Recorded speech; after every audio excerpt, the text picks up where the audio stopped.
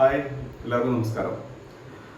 ഒരു കാര്യം, വളരെ ചെറിയ കാര്യം നിങ്ങളായിട്ട് ഷെയർ ചെയ്യാൻ വേണ്ടിയിട്ടാണ് ഞാൻ വന്നത്. അതായത് ഇന്നലെ എൻ്റെ ഒരു സുഹൃത്ത്, എൻ്റെ കൂടെ പഠിച്ചൊരു സുഹൃത്ത് എന്നെ വിളിച്ചിട്ടുണ്ടായിരുന്നു.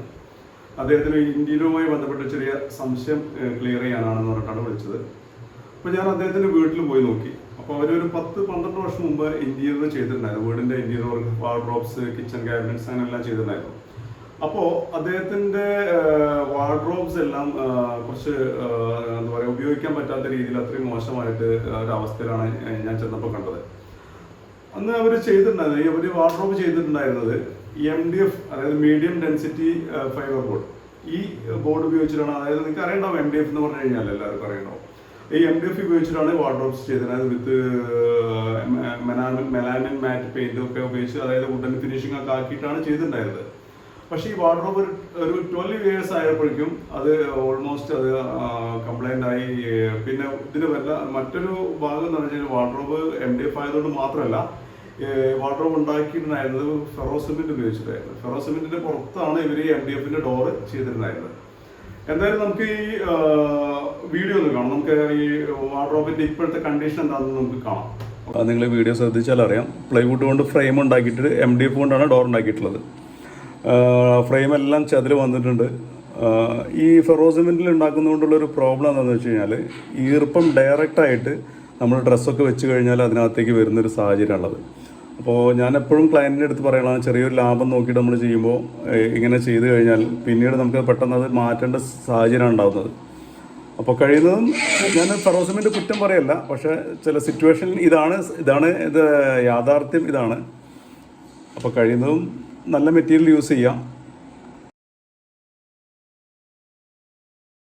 ഫെറോസിമെന്റ് എല്ലാം ഇപ്പോൾ റിമൂവ് ചെയ്തുകൊണ്ടിരിക്കുകയാണ്. ഇതെല്ലാം ഒഴിവാക്കിയിട്ട് കംപ്ലീറ്റ് PVC ബോർഡിൽ ചെയ്യാനാണ് ഉദ്ദേശിക്കുന്നത്.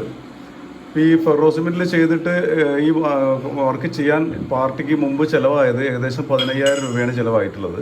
അങ്ങനെ ഈ വാർഡ്രോബ് കംപ്ലീറ്റ് ആയിട്ട് PVC ഷീറ്റിൽ ആദ്യം മുതൽ ഉണ്ടാക്കിക്കൊണ്ടിരിക്കുകയാണ്. വളരെ സേഫായിട്ടാണ് ഉണ്ടാക്കുന്നത്. ഇനി ഡയറക്റ്റ് വാളായിട്ട് യാതൊരു കോണ്ടാക്റ്റും ഇല്ല. അതുകൊണ്ട് തന്നെ ചെതലിൻ്റെ യാതൊരു ശല്യം ഇനി ഉണ്ടാവില്ല. PVC വർക്ക് ഏകദേശം കഴിഞ്ഞു. ഇനിയിപ്പോൾ അതിൻ്റെ പുറത്ത് 0.8 mm തിക്നെസ്സുള്ള ലാമിനേഷൻ ചെയ്തുകൊണ്ടിരിക്കുകയാണ്. ഈ ലാമിനേഷൻ ചെയ്യുന്നതോട് കൂടിയിട്ട് ഏകദേശം ഈ വർക്ക് കംപ്ലീറ്റ് ആവും. നമുക്ക് ലാമിനേഷൻ ഏത് കളർ വേണമെങ്കിലും ഉപയോഗിക്കാം കേട്ടോ. അതിപ്പോൾ ഇവർ യൂസ് ചെയ്തതിന് വുഡൻ കളറാണ്. അങ്ങനെ വാർഡ്രോബിൻ്റെ വർക്ക് ഏകദേശം ഫിനിഷായി. അപ്പോൾ ഈ കംപ്ലീറ്റ് വുഡൻ ഫിനിഷിംഗ് ആണ് നമ്മളെ സുഹൃത്തിന് ഇഷ്ടപ്പെട്ടത്. അപ്പോൾ അങ്ങനെ ആളെ ഇഷ്ടത്തിനനുസരിച്ചാണ് ഫുള്ളായിട്ട് വുഡൻ കളറിൽ ചെയ്തിട്ടുള്ളത്. ഇതിലെല്ലാം നമുക്ക് നോക്കിയാൽ അറിയാം, വളരെ നീറ്റായിട്ടുണ്ട്. ഏറ്റവും ചിലവ് കുറഞ്ഞ രീതിയിലാണ് ഈ വർക്ക് ചെയ്തിട്ടുള്ളത്. നിങ്ങൾക്ക് യാതൊരു എത്ര കാലം വേണമെങ്കിലും ചെതലോ പൂപ്പലോ ഫംഗസോ ഒന്നും വരാതെ ഇത് നമുക്ക് മെയിൻറ്റെയിൻ ചെയ്യാൻ പറ്റും. ഏകദേശം ഒരു 20,000 അടുത്ത് ഇതിന് കോസ്റ്റ് ആയിട്ടുള്ളൂ. ചെറിയ പ്രൈസ് ഡിഫറൻസിലാണ് നമുക്ക് മുമ്പ് 15,000 ഫെറോസിമെന്റും MDF-ഉം ഉപയോഗിച്ച് ചെയ്ത വാർഡ്രോബ് വെറും 20,000 PVC ഷീറ്റ് ലാമിനേഷൻ ഒക്കെ ചെയ്തിട്ട് ചെയ്യാൻ പറ്റി. അപ്പോൾ ചെറിയൊരു 5,000 പ്രൈസിന്റെ ഡിഫറൻസ് ലാഭത്തിനാണ് നമുക്ക് ഒരു മുമ്പ് അത്രയും വലിയ കോസ്റ്റ് നഷ്ടമായത്. അപ്പോൾ എപ്പോഴും നമുക്ക് നിരവധി ക്ലയൻസിൻ്റെ അടുത്ത് പറയാറുള്ളതാണ്, നമ്മൾ പ്രൈസ് ലാഭം, ചെറിയൊരു ലാഭം നോക്കിയിട്ട് നമ്മൾ ഒരിക്കലും ഫെറോസിമെന്റ് ചെയ്യാൻ പോകരുത്. ഫെറോസിമെന്റ് നമുക്ക് നല്ല പ്രൈസിൽ നമുക്ക് എന്താ പറയുക ഡിഫറൻസ് കിട്ടും, നമുക്ക് നല്ല ബെനിഫിറ്റ് കിട്ടുന്ന ഒരു സംഭവം തന്നെയാണ് ഫെറോസിമെന്റ്. ഫെറോസിമെന്റ് ചെയ്യുമ്പോൾ നമ്മൾ എപ്പോഴും ഫെറോസിമെന്റിലാണ് നമ്മൾ വാർഡ്രോബ് ചെയ്യുന്നത് എന്നുണ്ടെങ്കിൽ നമ്മൾ ചൂസ് ചെയ്യേണ്ടത് അലുമിനിയം ഫാബ്രിക്കേഷൻ വർക്കാണ്. ഫെറോസിമെന്റ് ചെയ്തിട്ട് അലുമിനിയം ഫാബ്രിക്കേഷൻ ചെയ്യുകയാണെങ്കിൽ നമുക്ക് ഒരു വലിയൊരു ബഡ്ജറ്റ് ആവാത്ത രീതിയിൽ നമുക്കൊരു വാർഡ്രോബ് ചെയ്തെടുക്കാൻ പറ്റും. അപ്പോൾ ഫെറോസിമെന്റിൽ ചെയ്തിട്ട് ഒരിക്കലും ഇതുപോലെ പ്ലൈവുഡോ MDF-ഓ അല്ലെങ്കിൽ മറ്റേതെങ്കിലും മൾട്ടിവുഡോ ഒന്നും ഉപയോഗിച്ച് ചെയ്യാതിരിക്കുകയാണ് നല്ലത്. കാരണം ചിലവ് ഇരട്ടിയാവും.